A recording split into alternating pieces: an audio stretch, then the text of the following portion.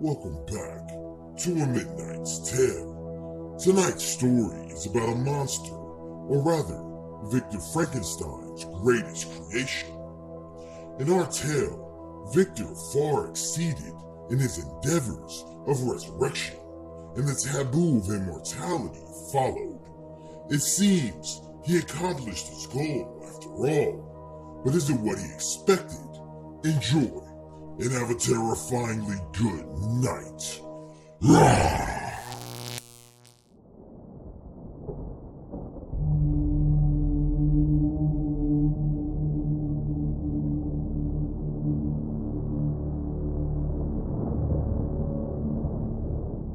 The world has changed beyond recognition. In refuge of an abandoned London, I find solace amidst the chaos.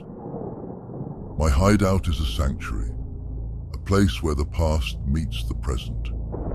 From the outside, the building looks like a relic of a forgotten era, but within its walls lies a stark contrast, a meticulously organized haven of old books, computers, and paintings. The melancholic strains of Mozart's symphonies echo through the corridors, a haunting reminder of a world that once was. I am Frankenstein's creation, the so-called monster, left to navigate a world now ravaged by the very horrors my creator sought to understand. The irony is not lost on me. It was my father, Victor Frankenstein, whose insatiable thirst for knowledge unleashed the zombie apocalypse 20 years ago. And now, it falls upon me to rectify his mistakes, a burden that weighs heavily on my misshapen shoulders. Guilt gnaws at me, a constant companion in the shadows. I cannot help but feel responsible. Despite being an unintended consequence of my father's hubris, his final words, a desperate plea for forgiveness, echo in my mind like a haunting refrain. Save them, my creation. Undo what I have done.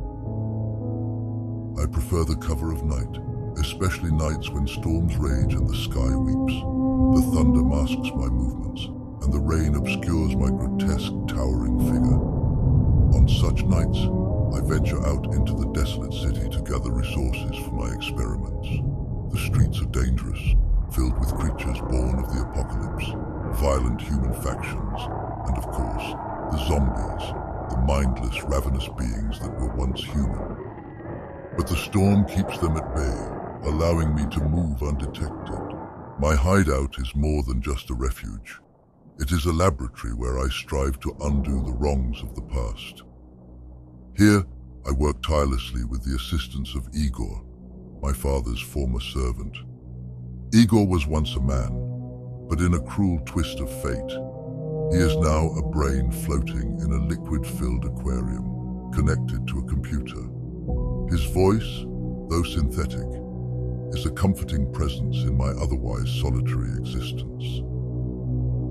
Master, the data from last night's samples is ready for analysis. Igor's voice crackles through the speakers, breaking the silence. Thank you, old friend, I reply, moving towards the computer. The flickering screen illuminates the dark room, casting eerie shadows on the walls. Igor and I have formed an unlikely bond, forged in the fires of adversity. He is my mentor, my guide, and my closest confidant in this desolate world. His unwavering loyalty and encyclopedic knowledge have been invaluable in my quest for a cure. The samples I collected are crucial. Every night, I risk my life to obtain them. Tissue from the infected, plants showing signs of unusual resilience, and any remnants of pre-apocalypse medical supplies I can find. My goal is singular and unwavering, to create a cure, an antidote to the plague that my father unwittingly unleashed. Have you cross-referenced the new data with our previous findings? I ask, scanning the latest results. Indeed, Master. There are some promising correlations. Igor responds, his voice filled with a hint of hope. But the virus continues to mutate at an alarming rate. It adapts to our countermeasures faster than we can develop them. Hope. It is a fragile thing in this world, but but it is all we have.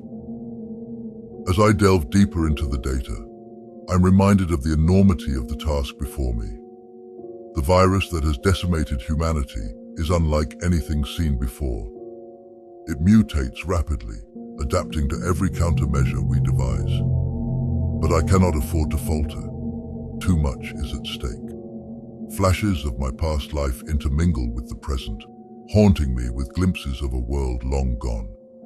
I see my father's obsession consume him, his quest for knowledge blinding him to the consequences of his actions. I remember the fateful night when his creation, a twisted mockery of life, first drew breath. And then the outbreak, a nightmare made flesh, spreading like wildfire across the globe. The night stretches on as I work, my mind and body focused on the task at hand. Igor's voice is a constant companion, guiding me through the complexities of our research. We exchange theories, debate hypotheses, and analyze data with a fervor bordering on madness. Together, we are a team, bound by a shared purpose and a desperate hope. Outside, the storm rages on, a symphony of nature's fury. It is a fitting backdrop to my nightly endeavors. The thunder roars, the rain pours, and I continue my work, driven by the memory of my father's final words and the promise I made to myself to save humanity from the darkness he inadvertently brought upon it. As dawn approaches, I know it is time to retreat. The world will awaken soon, and with it, the dangers of daylight. I secure the hideout, ensuring that all traces of my presence are hidden. The Mozart symphony fades, replaced by the eerie silence of the abandoned building. I descend into the basement where Igor awaits. His aquarium glows softly, casting a pale light in the dim room. "Good work tonight, Igor," I say, feeling a rare sense of accomplishment mingled with overwhelming fatigue. You as well, Master, he replies, his synthetic voice tinged with what almost sounds like affection. Rest now. We will continue our work tomorrow, and perhaps we shall be one step closer to our goal. I nod, knowing that the battle is far from over. But for now, in this moment of respite, I allow myself a fleeting moment of peace. The world outside may be a nightmare, but here, in this hidden sanctuary, there is still a glimmer of hope. And as long as that hope exists, I will continue to fight, to create, and to cure, no matter the cost.